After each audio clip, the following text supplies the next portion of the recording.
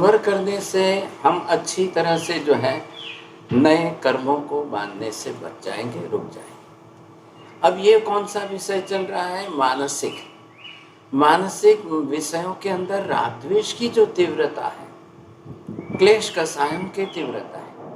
देखिए, एक व्यक्ति जब डिप्रेशन में चला जाता है तो उसके थॉट्स, उसके विचार एक ही विषय पर बार बार चलते रहते हैं और वही आर्त ध्यान बन करके सतत निरंतर कर्म बंध कराता रहता है। बस ये तकलीफ है। जैसे आपने पहली भावना के अंदर देखा, हम किन पदार्थों को नित्य है और अनित्य मान लेते हैं, कौन से अनित्य उनको नित्य मान लेते हैं, ये समस्या है। अब उसके कारण हमारे विचार उसी प्रकार के, वृत्तियां, हमारी भावनाएं दिन रात वैसे ही बनी रहती है। आज हम दूसरी भावना पर विचार कर रहे हैं, अशरण। अरे मुझे तो संसार में कोई शरण देने वाला ही नहीं, अब मैं किसकी शरण में जाऊं? अब तो मेरे लिए कोई शरणभूत ही नहीं है। अब ये संसार में एक कन्या ने शादी की, वो पति की शरण में है, तो वो हमेशा यही समझती है कि पति तो आजीवन मेरा रक्षक है।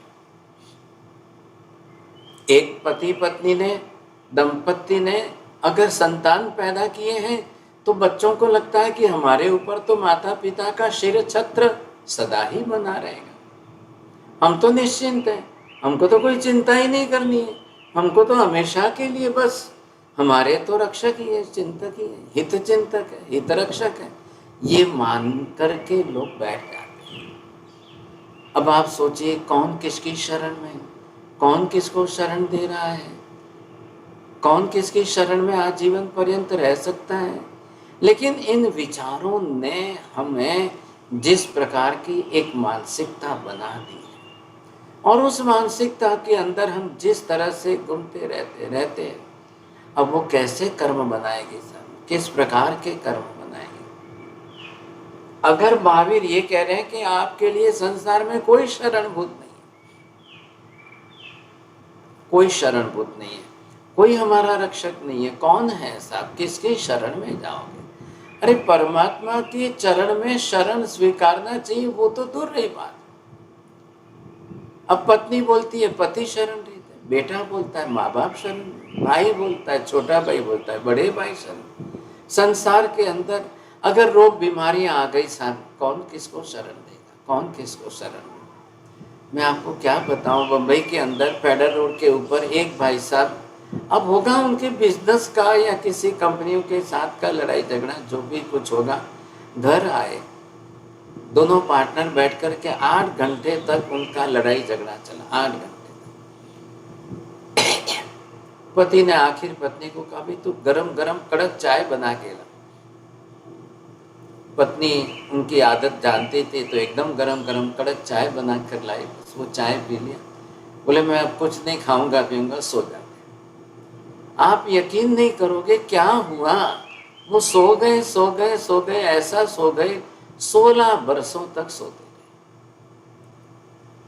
Up to 16 years he was in deep coma। लेकिन बिस्तर पर पड़े हैं,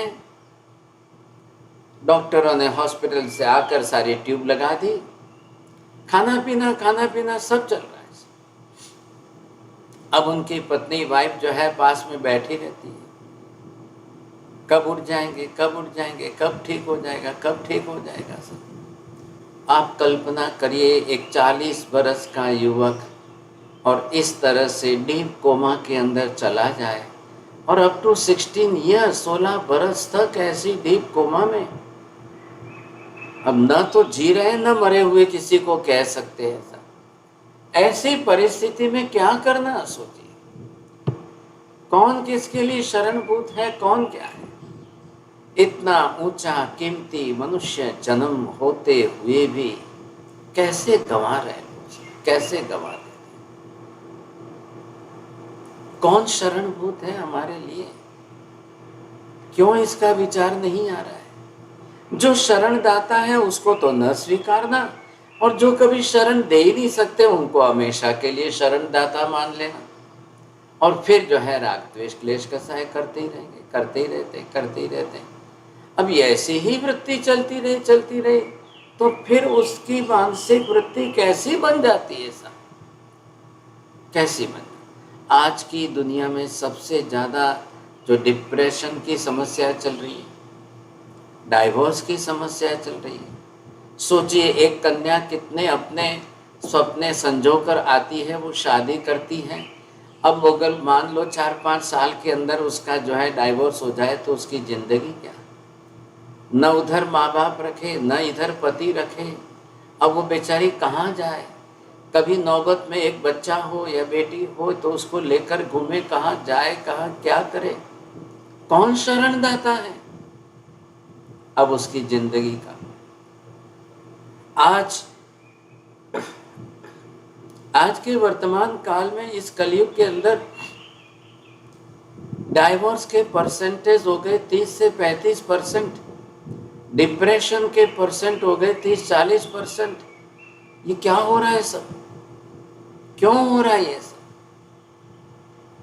अगर पहले से ही हम इन 12 भावनाओं का चिंतन मनन करें, अनुप्रेक्षा जिसको हमने कहा है, अगर इस प्रकार की अनुप्रेक्षा के चिंतन मनन की धारा अगर प्रतिदिन की रह जाए, प्रतिदिन के जीवन में, कल किसके भविष्य में क्या लिखा है कौन जानता है। भविष्य तो एक बहुत बड़े गर्त के समान है। अच्छे अच्छे ज्योतिषी दुनिया का भविष्य बताने वाले खुद का भविष्य नहीं बता पाते, अपना खुद का भविष्य नहीं समझ पाते। हाजी दुनिया का भविष्य बता रहे हैं, क्या परिस्थिति निर्माण हो रही है। अब ऐसी परिस्थिति में जो स्ट्रेस एंड टेंशन है वो कितना बढ़ेगा। अब आखिर देखिए, रिश्तेदार वगैरह तो साइकेट्रिशियन के पास ले जा रहे हैं, साइकेट्रिशियन उनको नींद की गोलियां दे रहे हैं, वो आराम से सो रहा है। अब इसी में उसकी जिंदगी बीत रहे। बोले कितने बरस हो गए गोलियां खाते? बोले 5 बरस हो गए गोलियां खा रहे। बस दवाइयों का चक्कर चल रहा है, गोलियां खाते जा रहे हैं, चक्कर चला जा रहा है सब। ये मैंने आपको बात की, बम्बई वाले भाई साहब 40 बरस की उम्र में कोमा में है और कोई मेडिसिन नहीं है। मेडिकल साइंस ने हाथ ऊपर कर दिए, अच्छे अच्छे न्यूरो सर्जन ने, न्यूरो फिजिशियन ने हाथ ऊपर कर दिए, there is no remedy at all. अब घर ही हॉस्पिटल जैसा ही बना दिया, फिर हॉस्पिटल ले जाते हैं, फिर कुछ दिन घर में, फिर हॉस्पिटल, फिर कुछ दिन घर में। अब बिल तो बढ़ता जा रहा है, बिल तो चढ़ता जा रहा है सर। अब कमाने वाला कोई नहीं है, घर में कैसे चलाएं कैसे। अब वो पत्नी बेचारी कहीं से जा करके मांग करके ला करके अपनी ज़िंदगी गुजार रही है। सोचिए सब क्या परिस्थिति होती है। तब उस पत्नी की आँख खुल गई, उसने बताया महाराज दुनिया में कोई किसी का नहीं है, कौन शरण देता है, किसका भला हो, कोई किसी का हित सोचता ही नहीं है सर। इतनी स्वार्थी दुनिया बन चुकी है, और ऐसी मानसिकता अगर होती जाए, अब वो उस टेंशन में कितने कर्म बांधे। उसको खुद के अपने रिलेटिव अच्छे नहीं लगेंगे, खुद के रिश्तेदार उसको अच्छे नहीं लगेंगे सर। अब किसके प्रति क्लेश कसाय राग द्वेष की चैनल बढ़ती जाए। पहले ये पूरा कंसेप्ट समझ लीजिए। निरंतर मानसिक चिंताओं विचारों के अंदर जो आश्रव अखंड धारा में हो रहा है, निरंतर जिससे कर्म बंद होते जा रहे हैं, उसको पलट करके संवर में लाना है, रोकना है उन विचारों को, और उन विचारों को रोक करके नए कर्म बंध से बचना है। ये कंसेप्ट है इस विषय में, क्योंकि ये 12 भावना संवर के भेद में है। 12 अनुप्रेक्षाएं जो है ये संवर का विषय है। संवर के अंदर ये मानसिक विचारधारा के कर्मों को रोकना है। एक बात जरूर समझ लीजिए, विचार करने में दुनिया के अंदर एक ही प्राणी मनुष्य है, एक ही प्राणी है जो इतनी चिंताएं कर सकता है, इतने प्रकार से चिंता, इतने विषयों के टेंशन। देखिए विचार तो पशु पक्षी भी करते हैं, गाय भैंस घोड़े बधे गाय बैल जो है वो भी करते हैं, संघी पंचेंद्रीय प्राणी है ना वो भी करते हैं। लेकिन मनुष्य के जितना इतना बड़ा उनका संसार नहीं है ना, इतने ज्यादा राग द्वेष नहीं है, इतने ज्यादा क्लेश कसाय पशु पक्षियों में नहीं है। वो बेचारे पशु पक्षी एक तो वाचा नहीं है, भाषा नहीं है, बोल कर किसी से बात भी नहीं कर सकते, और इनका उनका इतना बड़ा संसार का है, घर कुटुंब परिवार पत्नी पुत्र बच्चे माँ पैसे को तके जो है धन संपत्ति दागिने आभूषण वस्त्र कपड़े, ये सब मनुष्यों की दुनिया है, सब कुछ मनुष्यों के। तो मानसिक विचारधाराओं में मानसिक कर्मबंध जो मनुष्यों को होता है वो कितना बड़े प्रमाण में होता है, कितने बड़े प्रमाण। और स्वर्ग के देवी देवता है, देवगति में गए हुए देवी देवता है, वहां की दुनिया भी तो ऐसी है, बस फर्क मनुष्य से थोड़ा कम है। वहां भी कोई पति पत्नी नहीं है, वहां किसी के संतान नहीं है, फैमिली व्यवस्था पारिवारिक व्यवस्था देवगति में है ही नहीं था। नंबर 2, दूसरे नंबर पर देवगति के अंदर व्यापार व्यवसाय नहीं है। नंबर 3, खाना पीना नहीं है उनको। ये जो तीनों सबसे बड़े विषय है वो निकल गए। लेकिन अब वहां की दुनिया उनके हिसाब से है। देवलोक आप जिसको बोलते हो ना, वो भी देवों की एक बहुत बड़ी दुनिया है। देखिए मोहनीय कर्म तो साथ में लेके गए, राग द्वेष तो होना ही है, क्लेश कसाय तो होना ही है, लड़ाई झगड़े तो वहां पर भी होना है। अब कसाय तो साथ में है, मिथ्यात्वी देवी देवता वहां पर 90% है, क्या करेंगे? एक्सेस पुण्याई जो अच्छी थी, जिस पुण्य ने उनको देवगति दे दी, वो देवता बन गए, वो बात अलग है। अब मनुष्य तो सिर्फ लिमिटेड है, संख्यात है, देवी देवता तो असंख्य है। अब रोज के उनका भी तो कर्म बंध रोज का है। लेकिन अगर देवी देवता भी इस तरह से 12 भावनाओं में चिंतन करने लग जाए, अनुप्रेक्षा करने लग जाए, वो भी अपने आश्रमों को रोक सकते हैं, बहुत अच्छी तरह से रोक सकते हैं, बहुत अच्छी तरह से। एक बड़े अच्छे राजा को राजकुमार, इतना सुंदर राजकुमार था, रूप रंग ऐश्वर्य और धन संपत्ति और भोग विलास और शरीर का सौठो और शक्तिशाली बना, बहुत कुछ था।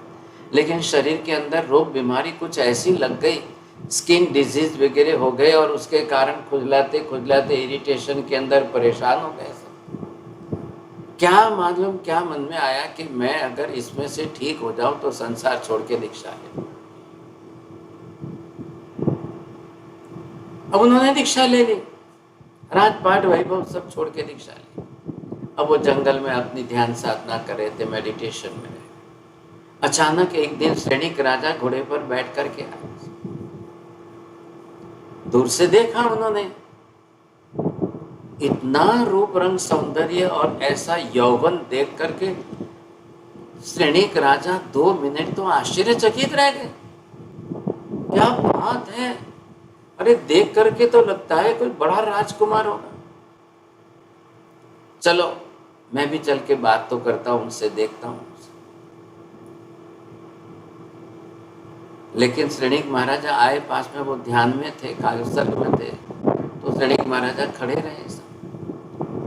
बहुत देर के बाद जब उन्होंने ध्यान साधना पूरी की, आँख खोली, तब उन्होंने सैनिक राजा ने वंदना की।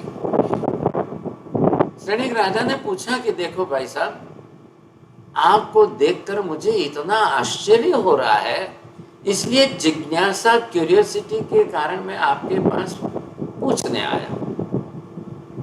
आप कौन हो? आपने क्यों संसार छोड़ा है? क्यों ये साधु संत बन करके यहाँ धूप के अंदर आप ये ध्यान साधना कर रहे हो? क्या बात क्या है सर? उन्होंने जवाब दिया, मैं अनाथ हूं, मेरा कोई नाथ नहीं। 1 मिनट तो सैनिक महाराजा ने सोचकर कह दिया, मैं हूं ना भाई साहब, मैं तो पूरे मगध देश का सम्राट हूं, मैं सबके ऊपर नाथ हूं। आप क्यों चिंता करते? राजन, आप बताइए, आपकी मृत्यु का समय आएगा तब आपको कोई बचाएगा? आप किसकी शरण स्वीकारोगे? आप किसकी शरण में जाओगे? अरे ऐसा कोई होता है क्या? अब वो तो कुछ भी बोलने लगे ऐसा। कोई भी व्यक्ति जो है, मृत्यु को कौन स्वीकारता है? एलसी जैन साहब, अगर आपको बोल दिया जाए कि कल मृत्यु आने वाली है, बोलिए क्या करेंगे? बुलाएंगे, आमंत्रण देंगे, कल आते हो तो आ जाओ, ऐसा आमंत्रण देने के लिए तैयार हैं आप? हर व्यक्ति मृत्यु से डरता है, और मृत्यु किसी को फोन करके तो आती नहीं है, एंगेजमेंट लैंग्वेज करके टाइम लेकर के तो आती नहीं है।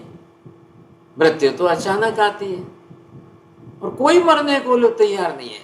अरे भाई साहब, अगर यमराज पूछे कि मैं कब आऊं, तो आप क्या जवाब देंगे नरेंद्र भाई?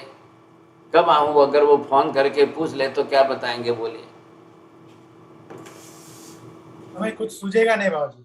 अरे जवाब देना time. At that time, nothing will strike in the mind. अरे भाई साहब, आप टाइम दो ना, उसको बोलिए 30 तारीख को आइए, 31 तारीख को आइए, या आप उसको बोल दीजिए कि भाई हाँ सब 30 फरवरी को आना। कोई तो जवाब देना पड़ेगा आखिर वो टाइम। और आप नहीं देंगे तो क्या नहीं आएंगे क्या? वो क्या आएंगे, अपना आयुष्य क्रम खत्म हो जाए, कभी भी आकर खड़ी रह जाएगी ना मौत। तो ये तो एक कहानी है, निमित्त है। सोचिए, मृत्यु किसी की रुकती नहीं है। न स्वर्ग के अंदर देवी देवताओं की मृत्यु रुकी है, न मनुष्यों की यहाँ पर रुकी है। ये चक्र तो चलने ही वाला है, समझे कि नहीं? अब ऐसी स्थिति के अंदर आप ये सोचिए, कौन किसको शरण देता है, क्या हो रहा है। आपको यहाँ पर दिखा रहे हैं, देख लीजिए।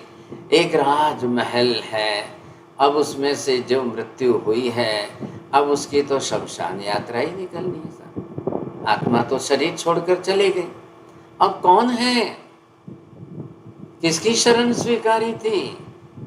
अब सब कुछ छोड़ करके चले। अब ये राजा जो है, देखिए इनकी श्मशान यात्रा निकल रही है।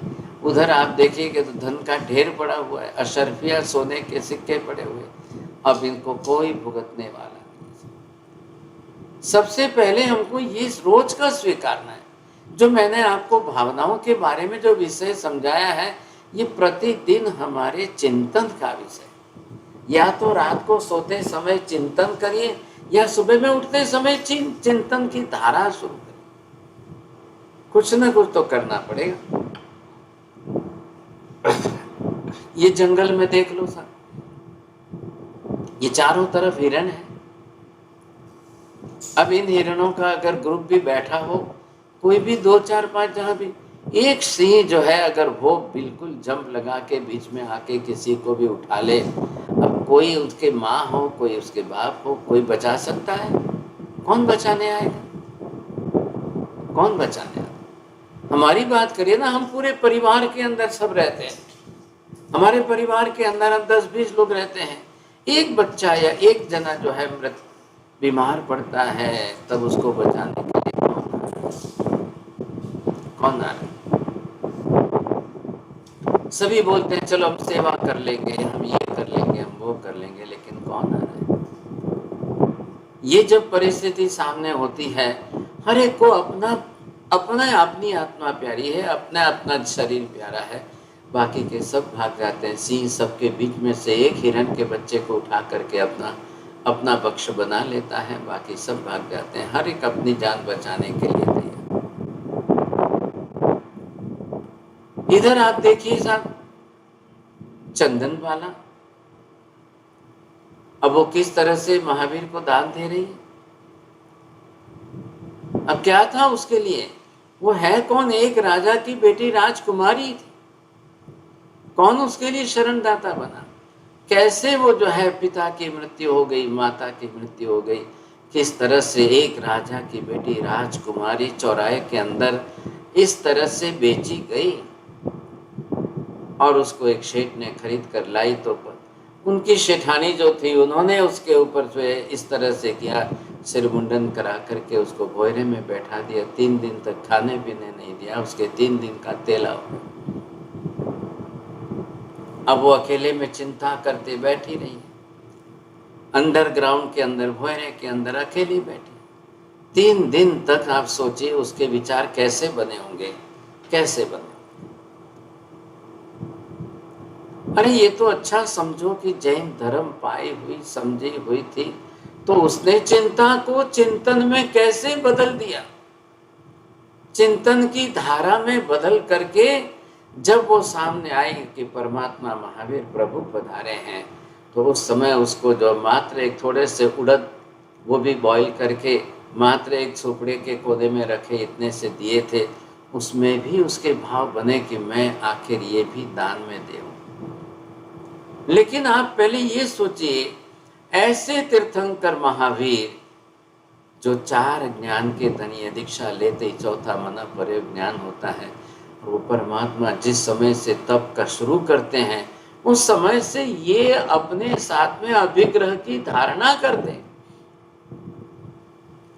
कैसे अपने ज्ञान योग से देख करके अभिग्रह की धारणा करके निश्चय किया, ऐसी ऐसी राजकुमारी हो और वो सिर पर मुंडन की हुई हो, और इस तरह से हाथों में बेड़ियां बंधी हुई, पैरों में बेड़ियां बंधी हुई हो, और एक पैर घर के ओठे के अंदर रखे, एक पैर बाहर रख करके अपने को अगर कुछ दान दे तो उसके हाथ से आहार ग्रहण करके पारना करना चाहिए।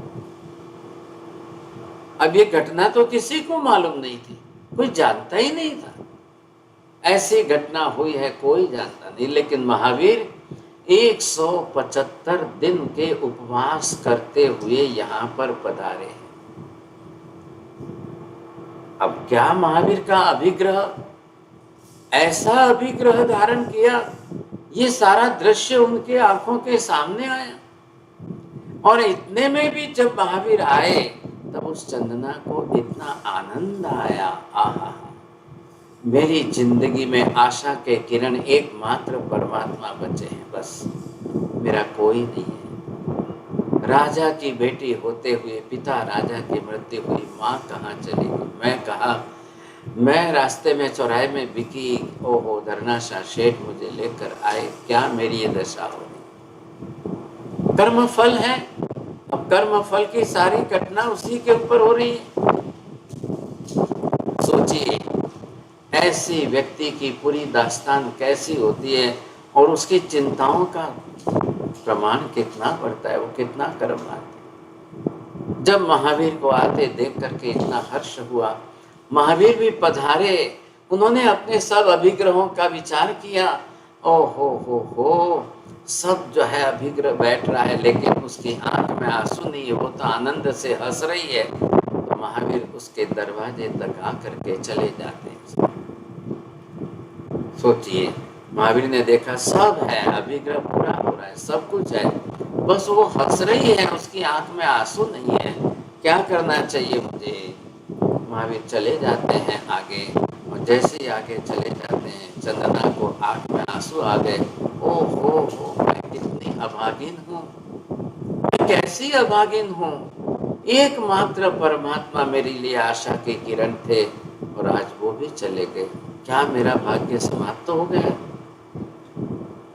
कई बार तो कई लोगों को सुसाइड के विचार आ जाते हैं, आत्महत्या के विचार आ जाते हैं, सहन नहीं कर पाते हैं लोग। सबसे सब कुछ सहन होता है ऐसा मत समझिए।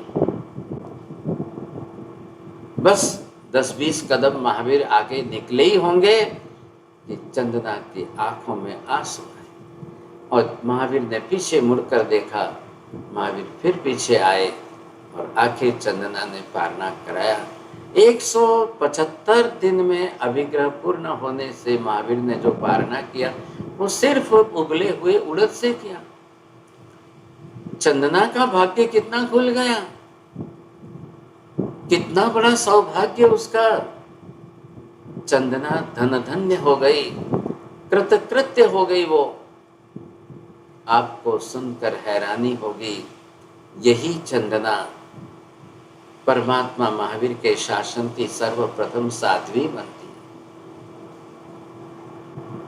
वो साध्वी जीवन स्वीकार करती है, और आपको सुनकर हैरानी होगी, केवल ज्ञान पा करके वो भी अपने कर्म क्षय करके उसी जन्म में मोक्ष में जाते। लेकिन एक मोक्षगामी आत्मा की दास्तान जो है इतनी कठिन है, इतनी कठिन है। ओ हो, राजा के घर जन्मी राजकुमारी, पिता की मृत्यु, माँ जंगल में लेकर भागी और उसमें से माँ भी गई। अब अकेली राजकुमारी वो चौराहे पर बिकी है। धरणशाह सेठ उसको खरीद कर लाए। सोचिए क्या जीवन बना है, क्या इतिहास बना है। कई बार तो अगर आप लोग सोचोगे तो लगेगा इनसे तो हमारा 1000 गुना पुण्य अच्छा है, 1000 गुना पुण्य हमारा ऊंचा है, ऐसा लगेगा आपको। लेकिन उस आत्मा ने अपना जीवन परमात्मा के चरणों में प्रभु की शरण स्वीकार करके समर्पित कर दिया और फिर जिंदगी में कभी चिंता करने की नौबत नहीं आई। फिर तो संयमी जीवन स्वीकार करके बस चिंतन की धारा में लगे, अनुप्रेक्षा में लगे। और तभी जाकर के इतनी कर्म निजरा की, नए कर्म तो बांधना ही बंद कर दिया। अब तो आश्रम का नाम नहीं, अब संवर करके इतनी कर्म निजरा करते करते करते करते चारों घाती कर्मों का क्षय हो जाए और केवल ज्ञान प्रकट हो जाए। शेष अन्य 4 अघाती कर्मों का क्षय हो जाए और मोक्ष ही प्राप्त हो जाए। कितना सुंदर परिणाम आया, कितना उच्च कक्षा का फल परिणाम। और जीवन देखो तो कैसा और कैसे एक अनुप्रेक्षा से अपनी पूरी दास्तान बदल दी, अपना पूरा इतिहास ही बदल दिया। कितनी बड़ी बात है। कौन शरण दाता है ये तो सोचिए। दान, शील, तप और भाव, ऐसा 4 प्रकार का धर्म ही शरण दाता है। संसार में कोई किसी को शरण नहीं देता है। श्रेणी महाराजा की बात सुनी आपने, इधर चंदना और महावीर की बात सुनी, इधर आपने जो है श्रीपाल मैना की बात के चरित्र में भी रूप सुंदरी और सुर सुंदरी की बात जो सुनी। सोचिए सगा पिता जो है वो मैना सुंदरी को एक कुष्ठ रोगी कोढ़ी कंत के साथ ब्याहता है, शादी कराता है। लेकिन कर्म की निष्ठा को समझने वाले उस चंदना ने कितना ऊंचा चिंतन रखा अपने जीवन में, कितनी उच्च कक्षा की चिंतन की धारा बनाई। बहुत अच्छी तरह से समझ चुकी 16 बरस की एक राजकुमारी कन्या, जिसके ऊपर इतनी बड़ी आफत आ गई, लेकिन उसने अपना जीवन संभाल लिया, पति को भी सुधार दिया, जीवन ही बदल दिया पूरा सब। और कैसे आत्म कल्याण किया। देखिए पिता को, माता को, सबको जो है कर्म का सिद्धांत समझाकर ग्रंथि भेद कराने में उम्मीद निमित्त बनी और सबको सम्यक दर्शन प्राप्त कराने में कारणीभूत बन गई। हम तो संसार के अंदर सबको शरण दाता मानते हैं, लेकिन सही समय पर इंसान की आंखें खुलती हैं। हम तो मानते तो रहते हैं, वर्षों तक मान करके चलते हैं, वर्षों तक इसी तरह से हम चलते रहते हैं। जब सही समय पर आंखें खुलती है तभी पता चलता है हो कौन हमें स्वीकारने वाला है, कौन रखने वाला है, कौन हमारा। कितनी बड़ी समस्या है, कितनी बड़ी संसार की समस्या है। तो ये सब विचार करना चाहिए, चिंतन की धारा में रहना चाहिए। मान लो कि आप सामायिक में हो, मान लो कि आप मेडिटेशन करने की कक्षा में जा रहे हो, कभी भी आप किसी भी कक्षा में, लेकिन जब तक हम चिंतन नहीं करते हैं ना, तब तक जो है हमारे विचारों की शुद्धि नहीं होती। वैचारिक कर्म हमारे बड़े भारी बनते जाते हैं। देखिए मन कोई खराब नहीं है, ध्यान रखिए, मन को खराब नहीं कहना है और मन को इतना अच्छा भी तो नहीं कहना है। आखिर तो मन तो विचार नहीं कर रहा है ना, विचार तो आत्मा ही कर रही है। मन तो एक डिवाइस है, एक साधन है जो इन विचारों को व्यक्त कर रहा है, बाकी कुछ नहीं है ऐसा। हम मन को दोष दे करके भी क्या फायदा करेंगे? कोई मन को दोष देने से कोई फायदा नहीं होगा। हमें ये चिंतन मनन करना आना चाहिए साहब, ये हमें लक्ष्य रखना है, तो ही हम समझ सकेंगे, नहीं तो नहीं समझ सकेंगे। तो इन विषयों के अंदर इन सारी 12 प्रकार की भावनाओं में ये दूसरी भावना एक अशरण भावना है, अशरण। अब आप जगत का निरीक्षण कर लीजिए, संसार का निरीक्षण करिए, पूरे संसार के अंदर कौन किसको शरण देता है, कौन किसका शरण जाता है। आज तो दुनिया के अंदर अब तो यूक्रेन का वॉर चल रहा है, कितने रिफ्यूजी सेंटर वो बनते जा रहे हैं, कोई दूसरा देश उनको शरण दे दे। आखिर तो जिंदे मानव है ना, कितने छोटे छोटे बच्चे हैं, कितनी महिलाएं स्त्रियां हैं, महिलाएं अपने बच्चों को लेकर के चलिए। लेकिन ऐसी परिस्थिति के लिए जहाँ बॉम्ब की वर्षा होती हो, मिसाइलों की वर्षा होती हो, अब आप सोच लो, ये है विज्ञान, ये है विकसित विज्ञान। ये विज्ञान का इतना विकास, इतना विकास, आखिर मनुष्य के लिए ये विज्ञान का विकास नहीं, ये विनाश आ रहा है, ये विनाश का काल सामने आ रहा है। ऐसी स्थिति के अंदर बहुत ही चिंतन करना पड़ेगा, बहुत ही चिंतन। अनिवार्य रूप से आज लोगों के जीवन में से चिंतन तो बिल्कुल उड़ गया है, बिल्कुल कम हो गया। अब चिंतन चला जाएगा तो चिंता तो बचेगी, रहेगा तो सिर्फ चिंता ही रहेगी ना। फिर तो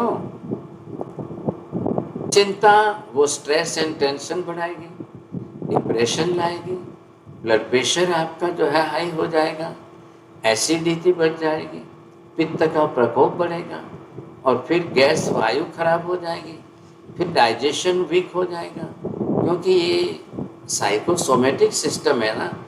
आखिर mind effects the body and body effects the mind, ये दोनों साथ में संबंधित है। आपके मन के विचार आपके पाचन तंत्र पर पूरी असर कर रहे हैं।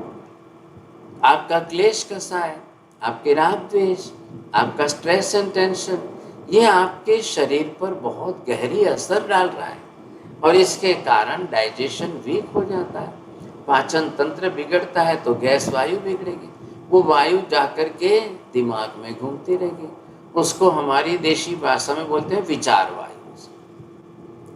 अब वो ऐसा विचार वायु जो है वो जब बढ़ जाता है तो उसी विचार को रिपीट करते हैं, जिसको हम कई बार कहते हैं पागलपन आता है। एक पागलपन तो 100% का होता है, लेकिन एक पागलपन 10% का होता है, 20% का होता है, 30% का होता है। लोग उस विचार को नहीं छोड़ पाते,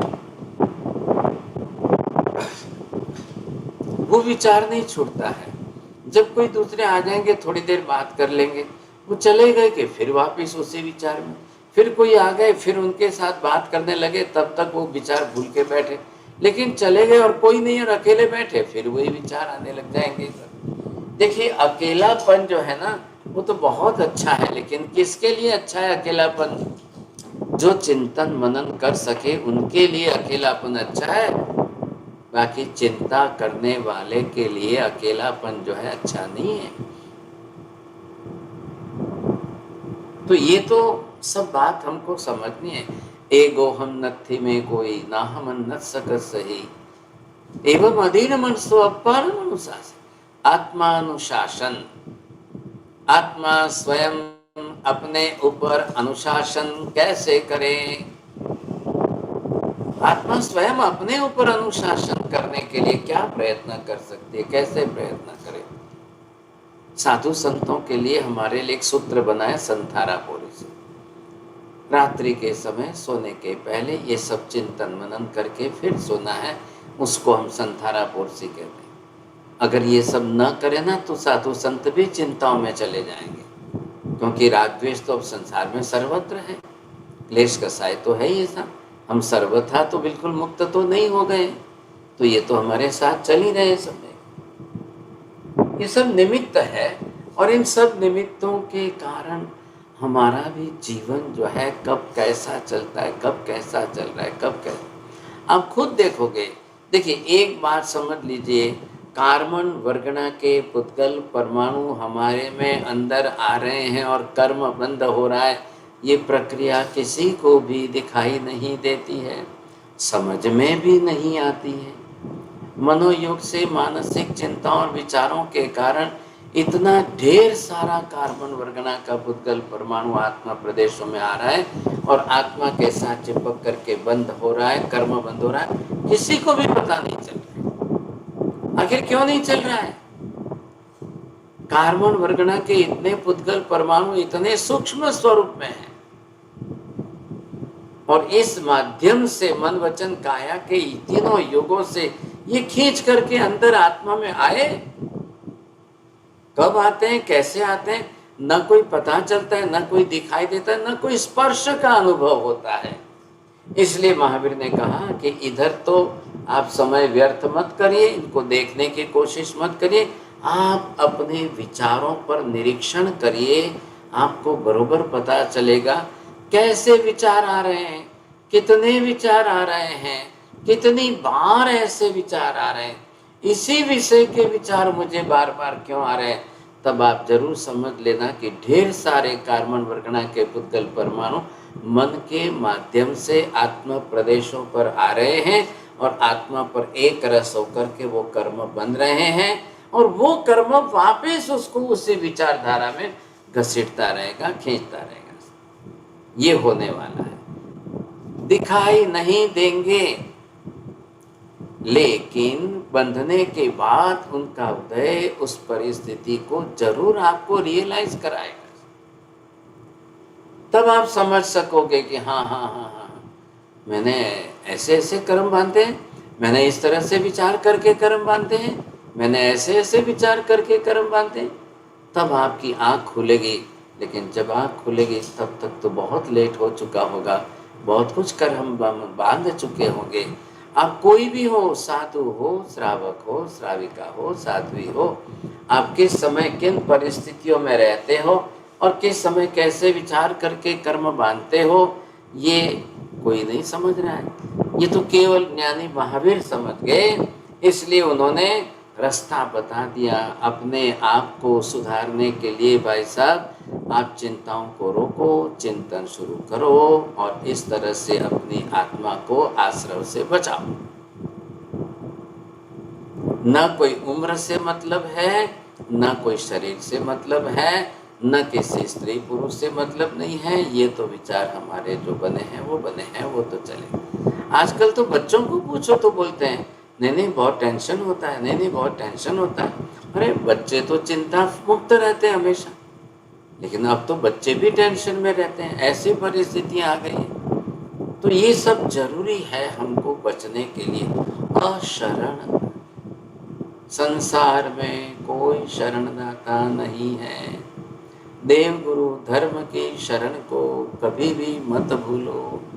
परमात्मा की शरण, गुरुओं की शरण, धर्म की शरण, ये हमको कई बार बदल सकती है, हमारी पूरी जिंदगी बदल सकती है और हमको इस दिशा में ले जा सकती है। कई महात्माओं ने, साधु संतों ने कई आत्माओं पर बहुत बड़ा उपकार किया, उनकी जिंदगी बदल दी।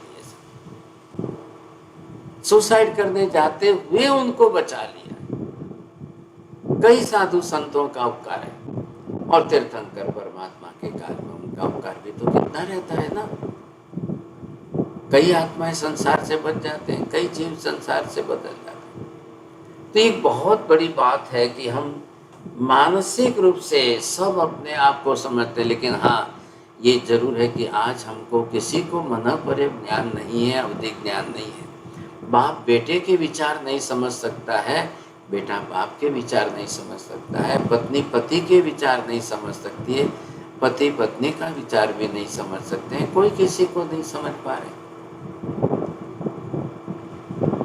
मन पर ज्ञान भी नहीं है। जो ज्ञान है बस इंद्रियों का ज्ञान है, मति श्रुत का ज्ञान है। मति श्रुत के ज्ञान से हम किसी के विचारों को पहचान तो नहीं पाते। हाँ ये है कि उनके चेहरा देखकर, हाव भाव देखकर, क्योंकि डिप्रेशन है तो वो भी सिर पर, मुंह पर, चेहरे पर दिखाई देगा। आर्त ध्यान है तो चेहरे पर दिखाई देगा, स्ट्रेस एंड टेंशन है तो वो भी उसके चेहरे पर दिखाई देगा, चेहरा व्यक्त कर लेगा, समझ लेंगे आप। लेकिन आप कितना कितना समझाओगे?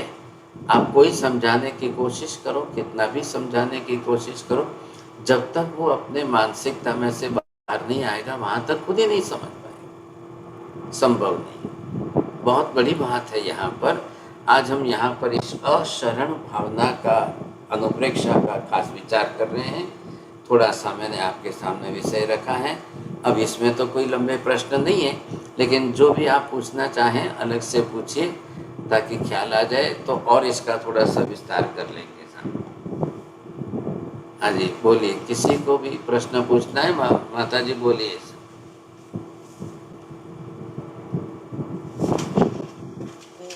साहिब जी, आपने जैसे कहा कि प्रभु ने अपने ज्ञान में देखा कि मतलब जब उन्होंने अभिग्रह किए तो उनका चंदना के साथ में कुछ पिछला संबंध तो जरूर होगा। क्यों तो जरूर? उसके उद्धारक बने वो, और आपने किस पिछला ढंग जोड़ने की क्या जरूरत आ गई? नहीं साहब जी, उनको प्रभु मिले। आपने कहा कि उनका, आप सोचते होंगे उनका भाग्य तो चन्ना का कितना ऊंचा था कि उनको प्रभु मिले। इसी बातें मत करिए आप, ये सब बातें मत करिए। आप तो ये देखिए कि किस तरह से जो है उन्होंने अपना ज्ञान का सही उपयोग कर लिया। मैंने आपको पूरा जीवन चरित्र सुनाया तो आपको लगा होगा कि नहीं कैसा जीवन था, कितने कर्मों का, कैसे अशुभ कर्मों का उदय था, वो सब सुना कि नहीं सुना? सुना साहब जी, लेकिन आपका सुनाने का ढंग भी ऐसा है कि रोआ रोआ खड़ा हो जाता है, इतना असर होता है उस चीज का। पूर्व जन्म का संबंध मत जोड़िए, महावीर तो उपकार करने ही चले हैं ना, ख्याल है कि नहीं? ये बड़ी विशेषता है। हाँ आचलिया जी बोलिए। हाँ महाराज साहब, थोड़ा सा आप संतारा पोरसी के बारे में बताएंगे, कैसे करते हैं आप लोग? हाँ वो जो है ना, उसको उसके 19 श्लोक हैं, गाथाएं हैं, जो श्लोक है उन गाथाओं को पढ़ते समय, बोलते समय चिंतन करना है उसमें से, ये विशेष है। जब चिंतन करते हैं, एगो हम नत्थि में कोई ना हम अन्न सकसई, ये जीव तो अकेला आया है अकेला जाएगा, कोई तेरा नहीं है तू किसी का नहीं है। ये इसको बोलते हैं हम संथारा पुरसी का एक बरोबर क्रम दिया हुआ है, और उस विधि से जब करते जाए और फिर जब चिंतन कर दें तो इतना मन शांत हो जाता है, इतना मन शांत हो जाता है कि जो टेंशन, स्ट्रेस, डिप्रेशन, क्लेश, कसाय, राग, द्वेष, उनसे बाहर उठ कर के बाहर निकलने का एक इतना आनंद आता है ऐसा कि भगवान ने वास्तव में सही कहा है, परमात्मा ने इतनी अच्छी और ऊंची बात की है, ये समझ करके लगता है कि नहीं नहीं नहीं, बस जब जब ऐसी परिस्थिति आ जाए तब संथारा पोरसी का ही चिंतन मनन कर लो, दिन में 2-4 बार कर लो अलग अलग टाइम से। आप बोलो तो मैं आपको लिख कर भेज दूं, और उसके है बुक में है, प्रतिगमन सूत्र के पुस्तक में है हम, और उसके ऊपर से चिंतन मनन करने की बहुत बातें काफ़ी आएगी।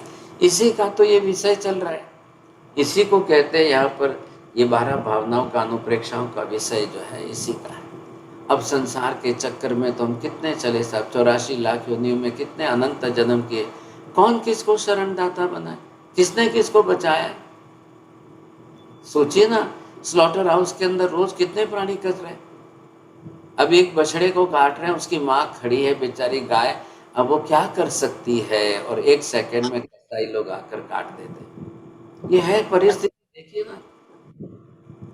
बोलिए साहब। थैंक यू महाराज। लीला बहन जी बोलिए।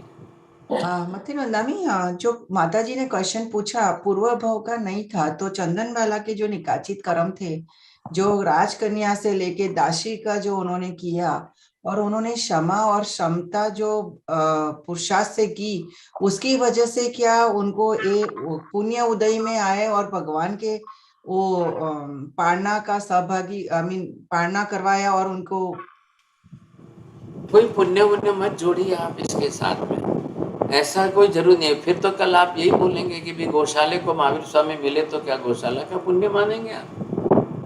कहाँ कहाँ जाना है? What is the reason? What are the karma playing part here? योगानुयोगी भी तो बनते हैं ना, जब उसने अपनी तरफ से इस प्रकार से निश्चय किया है और इस प्रकार से किया है और उस हिसाब से उसने अपने विचारों पर रही है। तो महावीर को जब ज्ञान है और इस ज्ञान से महावीर ने सब देखा जाना है, अब उन्होंने तो अभिग्रह किया है, तो महावीर को तो हम बोल सकते हैं ना कि भाई वो तो 4 ज्ञान के धनी थे ना, उनको तो सब कुछ पता। चंदना के लिए जरूरी नहीं है कि सब पुण्य ही जोड़ो, ख्याल है कि नहीं? संगम को भी महावीर मिले, गौशालक को भी महावीर मिले थे ना। तो भगवान ने पहले ही देख लिया था, देख लिया होगा क्या मनपूर्वक ज्ञान अवधि ज्ञान से कि इस तरह कोई चंदन वाला भी है, बाकू लेके मुझे बहराएगी, ऐसा कुछ? ये बात हम बैठा सकते हैं, भगवान मनपूर्वक ज्ञानी है इसलिए, लेकिन मनपूर्वक ज्ञान का उपयोग रखेंगे तब ना। उन्होंने अभिग्रह किया तब इस प्रकार का अभिग्रह किया था। अब ये निमित्त है कि उनके अभिग्रह का निमित्त चंदना बनी और चंदना का उद्धार हो गया। देखिए उसी जन्म के अंदर कितना बड़ा काम हो गया। तो मैं समझने की कोशिश कर रही हूँ महाराज, तो उन्होंने उनका अभिग्रह जो आया तो वो किस कर्मों के कारण उनका अभिग्रह जो पूर्ण हुआ, और उनको कर्मों को जोड़ने की आवश्यकता यहाँ पर नहीं आती है। धर्म भावना भी तो है ना, पुरुषार्थ भाव भी तो है, ये क्यों नहीं सोच रहे हो? हाँ, धर्म भावना है, विशेषता ये भी है, बहुत अच्छी बात है। कृतज्ञ। हाँ जी बोलिए साहब। और किसको? नवीन भाई बोलिए। प्रणाम महाराज साहब। ऐसा लगता है जब असरण भावना के बारे में सुनते रहते हैं ना, तो कहीं ना कहीं कोई ना कोई आशा रहती है, उसके कारण वहाँ टिक जाते हैं, ऐसा चलता होता है जीवन में। हाँ बिल्कुल बिल्कुल। तो वो मालूम है वो आशा सच्ची नहीं है, तो भी उसको आधार लेके जीते हैं, नहीं तो जीना बहुत भारी पड़ जाता है, ऐसा लगता है। बिल्कुल सही बात है आपकी, यही तो संसार है। अब देखिए भगवान ये बात तो जानते हैं ना कि लोग राग द्वेष से कैसे कैसे कर्म बांधेंगे, लेकिन अब उनको बचाना कैसे, छुड़ाना कैसे, ये निमित्त समझ लिए। महावीर का अभिग्रह धारण करना और चंदना को छुड़ाने का निमित्त बनना।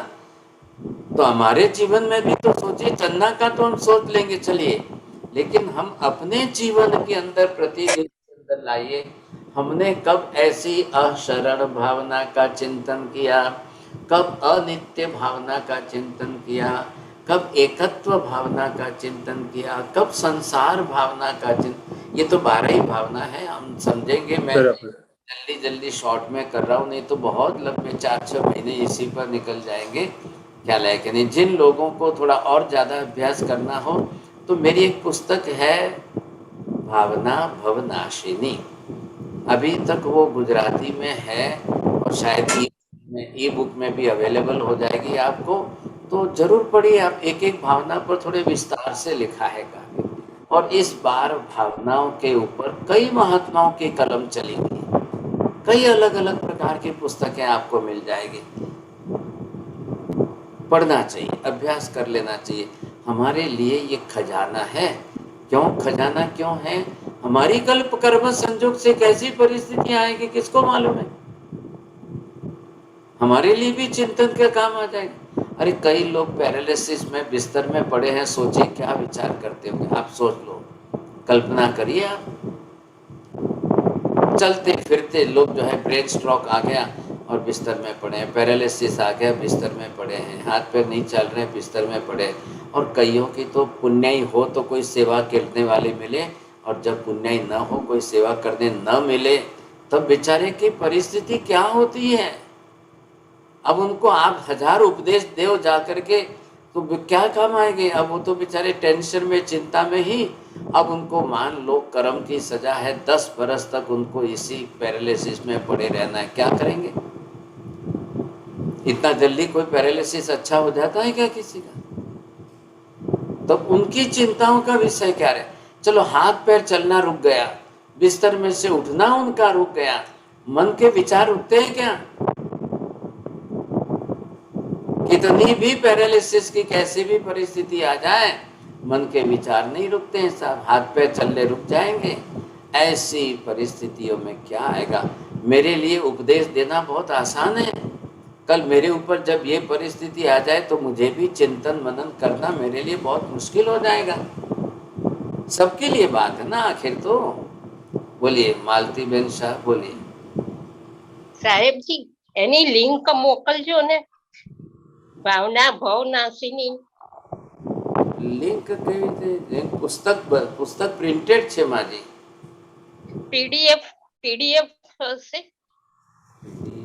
હવે આ બધું હું जानतो નથી कहीं, लेकिन मुझे लगता है चाइना वालों ने ये ई बुक के अंदर रखी है, तो शायद मिल जाएगी आपको ई बुक के अंदर। जैना की लाइब्रेरी में है ना, वहाँ पर उन्होंने ई बुक्स वगैरह की लाइब्रेरी में रखी है, तो उसको पूछ के लेना। अब मैं या तो पूछ के बताऊं पहले, मुझे तो इतना भी ख्याल नहीं है। ઓકે સર સાહેબજી। नमो हरियंताणं नमो सिद्धाणं नमो आर्याणं नमो वज्रायाणं नमो लोहे सर्वसाहुणं ए सुप्रत्यंकारो सर्वभावपणासनं मंगलाणं च सर्वेसिं परमं हवै मंगलम्। मंगलं भगवान् वीरो मंगलं गौतम प्रभु मंगलं स्थूलिभद्राद्या जैनधर्मोऽस्तु मंगलं। चत्तारि मंगलम् हरिहंता मंगलम सिद्धा मंगलम साहु मंगलम केवली वन्नतो धम्मो मंगलम। चत्तारि लोकोत्तमा हरिहंता लोकोत्तमा सिद्धा लोकोत्तमा साहु लोकोत्तमा केवली वन्नतो धम्मो लोकोत्तमा। चत्तारि शरणं पवचामि हरिहंते शरणं पवचामि सिद्धे शरणं पवचामि साहु शरणं पवचामि केवली पन्नतं धम्मं शरणं पवचामि। सर्वमंगलमांगल्यं सर्वकल्याणकारणं प्रधानं सर्व